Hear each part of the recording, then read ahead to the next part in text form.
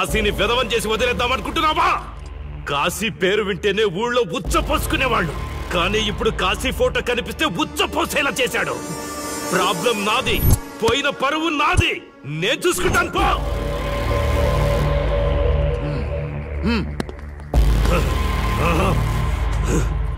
చైత్ర, స్టేషన్కి వెళ్ళొస్తాను.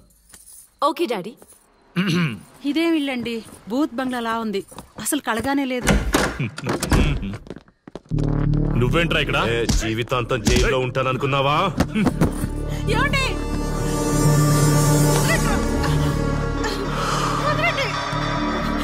నీ ఇంట్లో అసలు అందమే లేదురా. రాయ్, ఏంట్రా వాగుతున్నావు?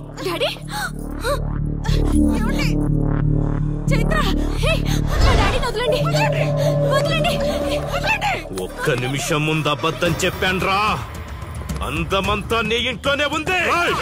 ఎవరికెంత కసుందో తీర్చుకొని వచ్చేయండి.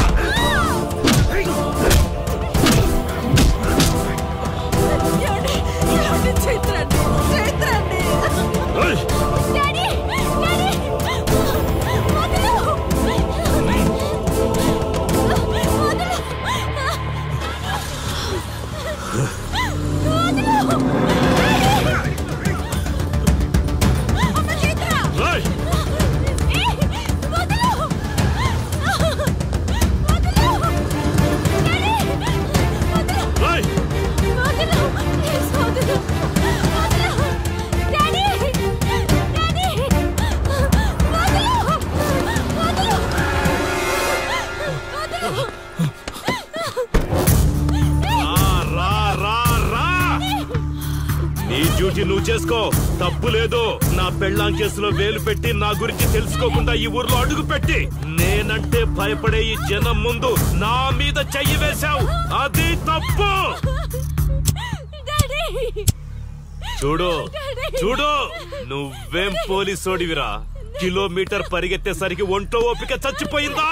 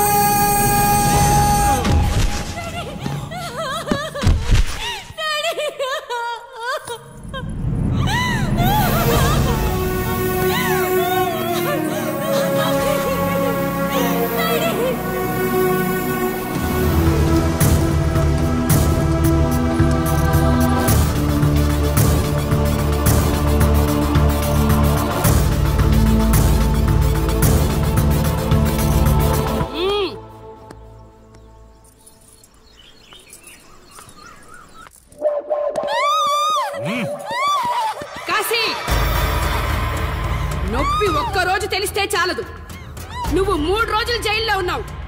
అది జీవితాంతం మన ఇంట్లో బందీగా ఉండాలి.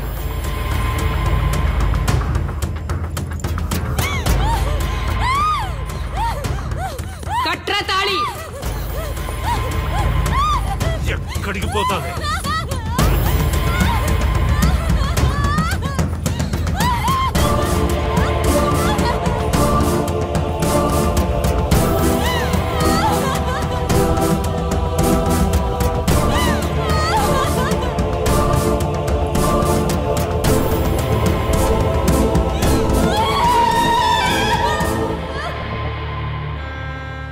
ఆ దుర్మార్గుడి నుండి తప్పించుకుని నా దగ్గరకు వచ్చింది. ఆ తర్వాత నీకు తెలిసింది.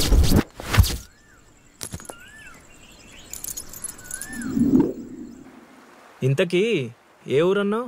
అదేదో పార్వతీపురం దగ్గర నర్సీపురం అటబా, అంతేనా? ఒరే శర్మ గారు, ప్రయాణానికి సిద్ధం చేయరా.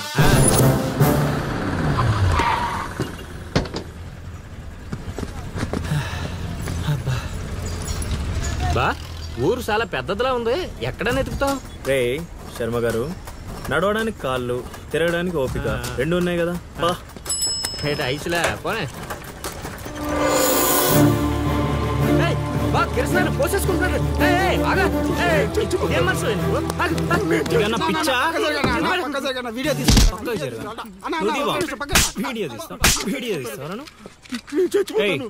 నీ ఆవా మాట్లాడుతున్నాడు కదా, ఆగలేవా? అసలు నీ ప్రాబ్లం ఏంటి?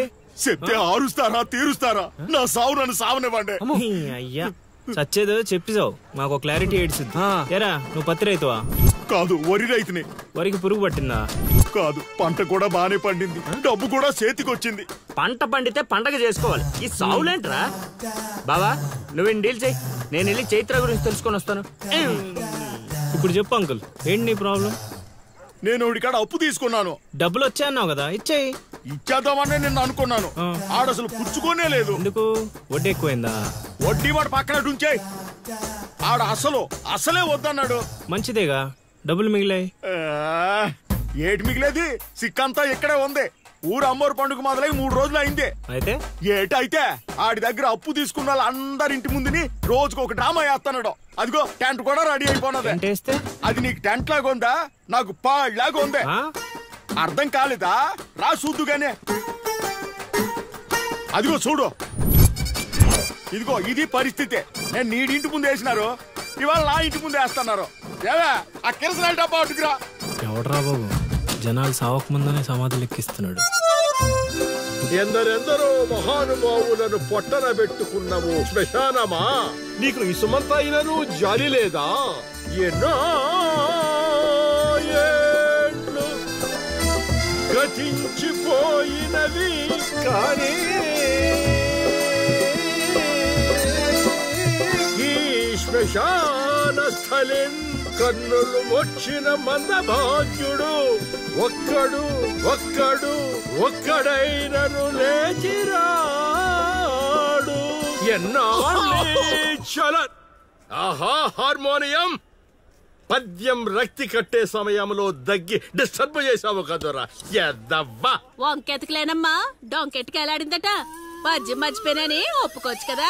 సాంఘిక నాటకాల హీరోయిన్, ఇంత గొప్ప హరిశ్చంద్ర నాటకములో నా పక్క చంద్రమతి వేషమంటే మాటలా? నాకే కౌంటరా? పద్మశ్రీ అయ్యగారు తాళాల దగ్గర ఇచ్చమంటారా? టైం కాదురా, నే చెప్తాగా. ముందా మంచినీళ్లు గొంతు శృతి చేసుకోవాలి. గురుగారు, యాదవ సేతురం కాకపోతే రిహార్సల్స్ కూడా ఈ గెటప్లేంటండి? ఒరే హార్మోనిస్టు, వేషం పడకపోతే పద్యానికి గొంతు పెగలదురా. మొదలెట్టండి.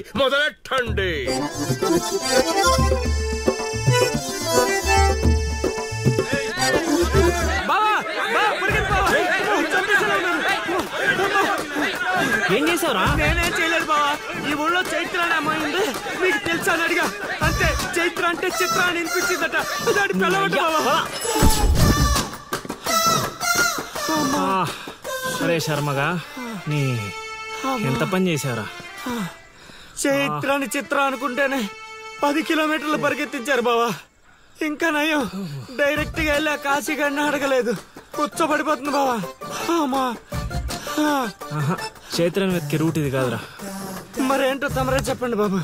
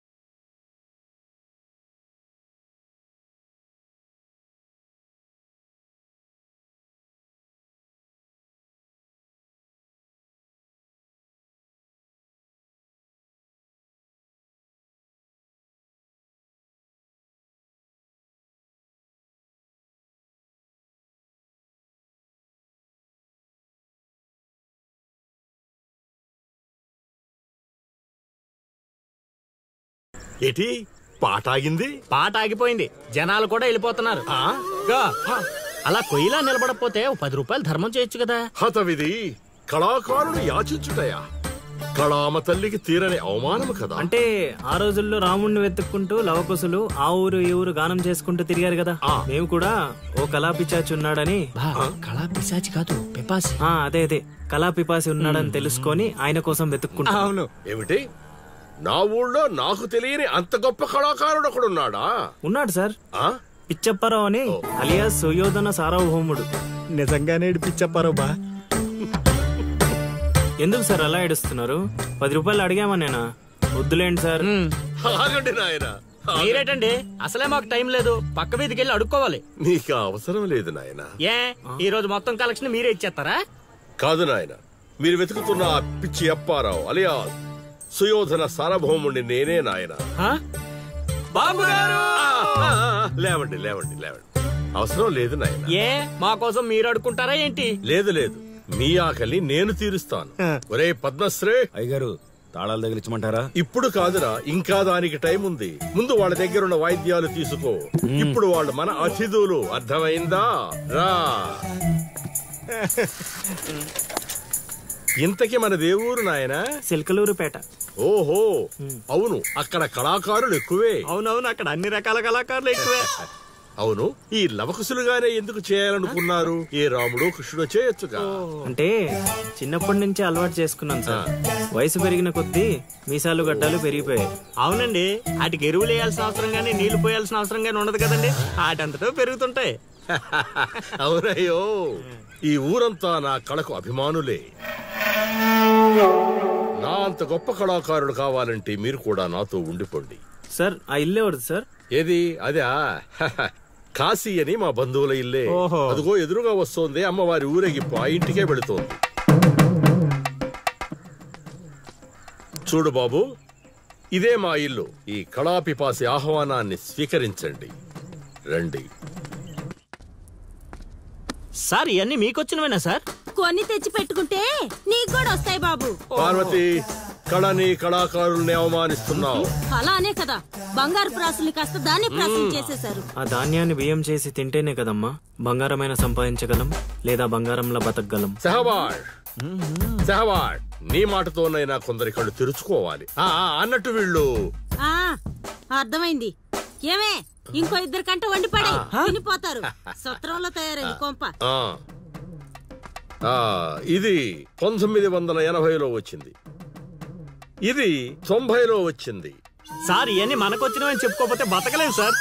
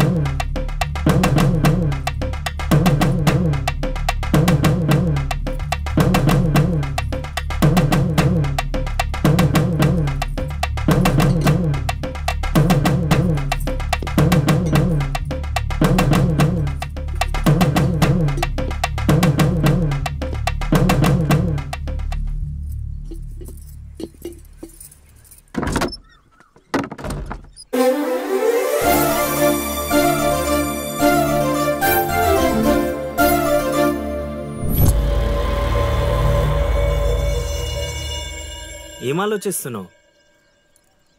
వెళ్ళిపోదాం పద ఇక్కడి నుంచి. ఎక్కడికి? మన ఊరికి. నాకే ఊరు లేదు. మా అమ్మ నాన్న చనిపోయి చాలా కాలమైంది.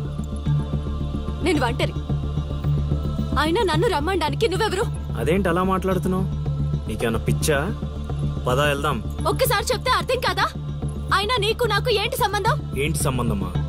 ఒంటరి అన్నావు కదా, అదే ఒంటరిగా ఉన్నప్పుడు నీ మనసును అడుగు. నేను నిన్నెంత ప్రేమిస్తున్నానో నువ్వు నన్ను అంతే ప్రేమిస్తున్నావు అని అదే చెప్తుంది. నేను నీకు చెప్పానా? అయినా నువ్వే గాలికి తిరుగుతావు. ఎప్పుడు ఎలా ఉంటావో నీకే తెలీదు. అటువంటిది నిన్ను నమ్మి ఎలా రమ్మంటావు? అయినా వాడు నన్ను కొట్టుకుంటూ తీసుకొచ్చాడు. ఆ రోజు నువ్వు చూస్తూ ఉండిపోయావు. నిన్నేమనాలి? అదా నీ ప్రాబ్లం? ఈ మాత్రం కన్ఫర్మేషన్ చాలు నేను ఫిక్స్ అవ్వడానికి. అయినా నేను ప్రేమించిన అమ్మాయికి పెళ్ళై ఉండాలని మా గురుగారు ఎప్పుడో చెప్పారు. ఆనందం వస్తే స్టెప్ లేకుండా ఏడ్చి కూర్చుంటారా? ఇప్పుడు చెప్తున్నా విను. తెలియకుండా తీసుకెళ్ళిపోవడం, చెప్పకుండా లేపుకెళ్ళిపోవడం కష్టం కాదు, నాకు ఇష్టం లేదు. తీసుకెళ్ళను లేపుకెళ్ళను అన్నానని నువ్వు దేనికి ఫిక్స్ అవ్వకు. ఎందుకంటే నా మాటకి నేనే ఫిక్స్ అవను. 24/7 ఎప్పుడైనా వస్తా. కొంచెం రెడీగా ఉండే.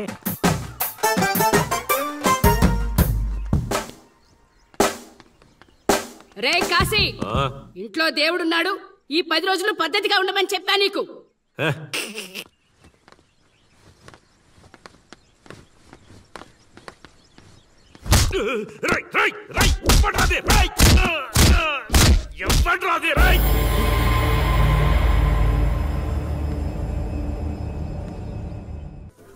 బా కాశీగాడు ఊర్లో ఆడింట్లోకి వెళ్ళి మరి ఆడిని కొట్టావంటే నువ్వు మామూలుడు కాదు బా. నువ్వు మగాడు అంటే. ఏమిట్రా అరుపులు కాకుల్లాగా? అసలే నేను ధ్యానంలో ఉన్నాను. సమంతాతో యాగం చేయిస్తున్నానయ్యా. అంతకన్నా ఏముంటుంది నా పత్యాపారం? క్షమించండి స్వామి, ఇన్నాళ్ళు నాకు మాత్రమే తెలుసు. ఇప్పుడు మా వాళ్ళకి తెలిసిపోయింది మీ మహిమ. అవును స్వామి, అందుకే ఆనందాన్ని మీతో పంచుకుందామని వచ్చా. ఆనందాన్ని తర్వాత పంచొచ్చు, ముందు ఆ స్వీట్లు పంచు మామా. తీసుకోండి స్వామి. మీరు చెప్పినట్టు నా లవర్ది కన్యారాసే స్వామి. ఇదేంటి నా పత్యాపారం ఎలా జరిగింది? వీడిని మానసికంగా కొట్టాలనుకుంటే మరింత ఉత్సాహంతో ఊపుకుంటూ వచ్చాడు. ఏం ఆలోచిస్తున్నారు స్వామి? ఒక్క రాసే కదరా కలిసింది. ఇప్పుడు చూడు, భూమి బక్రించేసి నేలను నాకించేస్తాను రా. నీ తలరాత నేను మారుద్దాం అనుకున్నా. నాకన్నా ముందే రాసిన నీ విధిరాత చాలా స్ట్రాంగ్ గా ఉంది నాయన. నువ్వు ప్రేమించిన అమ్మాయి కన్యారాశిలో పుట్టిన కన్య అయినా సుమంగిలైతే కదా నీ సొంతం అయ్యేది. అర్థం కాలేదు స్వామి. అర్థం కాపోవటానికి ఏముంది నా పత్యాపారం? ఆ కన్య నీది కావాలంటే నీకన్నా ముందే వేరొకరితో కళ్యాణం జరిగితేనే అది నీదవుతుంది. ఇంకో దారి లేదా స్వామి? ఈ దారి కాకపోతే ఇంకో దారి వెతుక్కోవటానికి ఇదేమన్నా గూగుల్ మ్యాపా నాయన? దరిద్రం. ఇక అంతా పత్యాపారమే. పర్లేదు స్వామి, 100కి 35 మార్కులతో పాస్ అయ్యే బ్యాచ్ నేను. ఆల్రెడీ మీరు చెప్పిన రెండిట్లో దాంట్లో పాస్ అయిపోయాను కదా. అంటే 35కి ఇంకో 15 కలుపుకొని 50 వచ్చినట్టే కదా. ఆ అమ్మాయి నీ హైట్ కన్నా 5 సెంటీమీటర్లు తక్కువ ఉంటుంది. అవును స్వామి. నీ వెయిట్ కన్నా 5 కిలోలు తక్కువ ఉంటుంది. అవునా? తెలియదు స్వామి. సరే, నీ కోసం ఇంకొకటి అడుగుతాను, చెప్పు.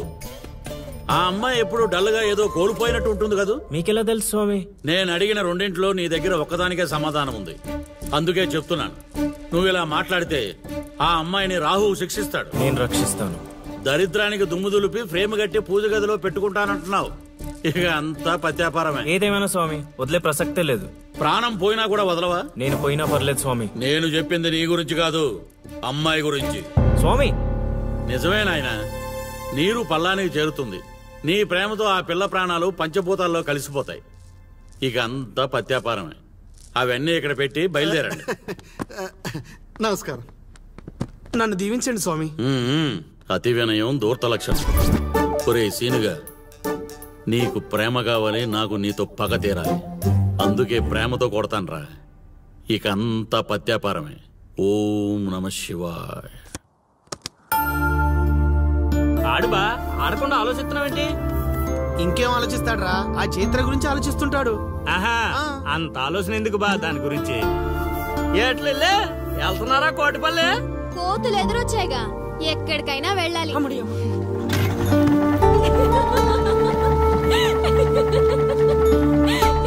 వాళ్ళకి మంచి పని చేసావే.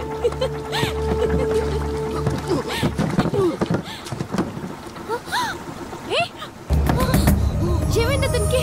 Oh my God!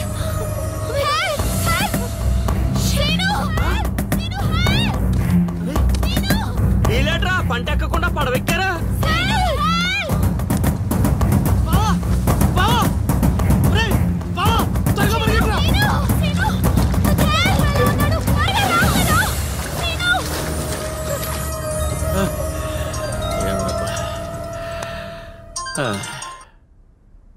గురుగారు చెప్పు నాయనా. మీరు చెప్పినట్టుగానే మావాడు నీళ్ళలో పడి కొట్టుకుపోతున్నాడు. పోన్లేరా, కొట్టుకుంటూ పోయి ఎక్కడో ఒక దగ్గర తేల్తాళ్లే. అలాగే గురుగారు. ఆ సీనుగారిని గంగపాలు చేద్దాం అనుకున్నాం. ఆడే గంగపాలు అయిపోయాడు. ఓం నమ శివాయ. ఇక నిశ్చింతగా పడుకోవచ్చు.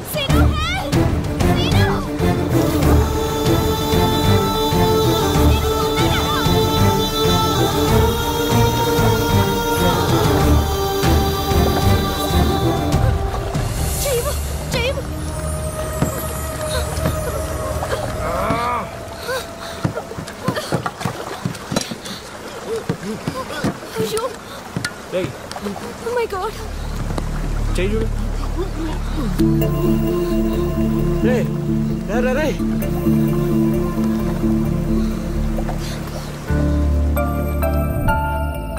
ఏ మాటగా మాట చెప్పాలి. మరే ఊరంతా అదే అనుకుంటున్నారు. వాడు బాధ్యత తీసుకుంటే ఎంత రిస్క్ అయినా చేస్తాడు పెదవ.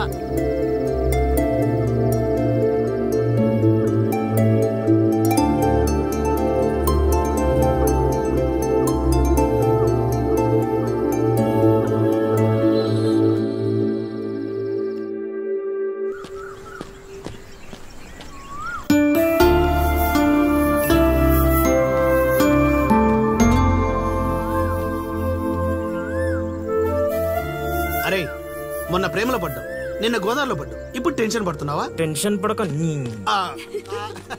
ఇక్కడనమ్మా. అదిగో చైత్ర వస్తుంది. అయినా వాడు పిలిస్తే మనం వెళ్ళాలా? అది కాదే, నిన్న అంత రిస్క్ చేసి అతన్ని కాపాడాడు కదా, థ్యాంక్స్ చెప్తే బాగుంటుందిగా. నువ్వెంత మంచిదానమ్మా. కొందరు ఉన్నారు బ్రెయిన్ బీరువాలో పెట్టి నోటిని డ్రైన్ లా వాడతారు. దేనికి? ఇంకెందుకు, తిట్టడానికి తినడానికి. ఏంట్రా అంటున్నావు? నువ్వు విన్నావుగా, నేను అన్నది అదే. పదని. Thanks scene. యాక్చువల్లీ నేనే నీకు థ్యాంక్స్ చెప్పాలి పిలవగానే వచ్చినందుకు. ఏంటి విషయం? ఏం లేదు, నేను మా గురుగారిని కలిశాను. అయితే కంట్రోల్ యువర్ సెల్ఫ్. వసుదేవుడు అంతటి వాడు గాడిది కాళ్ళు పట్టుకున్నాడు. కొద్దిసేపు బీపీ కంట్రోల్ చేసుకో. పెద్దవాడిని ఎందుకు చెప్తున్నానో విను. అది నాకేదో వీళ్ళ మీద డౌట్ కొడుతుంది. లోపల ఏదో జరుగుతుంది. పద వెళ్ళి చూద్దాం. ఏం జరుగుతుంది లోపల? ఏంట్రా ఇదంతా? ఏర్పాట్లు చేసిన వాళ్ళని చెప్పమా, తొక్కలో కంగారు. ఏంటి సీను ఇదంతా? అది అలా నసుగుతావేంటల్లుడు, మ్యాటర్ చెప్పేయకుండా. నీ జాతకాలు బాలేవని మా గురుగారు చెప్పారు. అయితే నిన్ను ఆ అరటి చెట్టుకి ఇచ్చి పెళ్లి చేస్తే అంతా బాగుంటుందంట. నా పర్సనల్ విషయాల్లో ఎంటర్ఫైర్ అవడానికి నువ్వెవరు? అది కాదు చైత్ర. చేతి కాదు, నువ్వు అల్లరి మాత్రమే చేస్తావనుకున్నా, కానీ ఇలా అల్లరి పాలయ్యే పనులు చేస్తావని అనుకోలేదు. అయినా నా గురించి నీకు ఏం తెలుసని నీ ఇష్టానికి బిహేవ్ చేస్తున్నావు. అయినా వాడితో మాటలంటే చెప్పు తీసుకుని కొట్టక అసలు పిల్ల.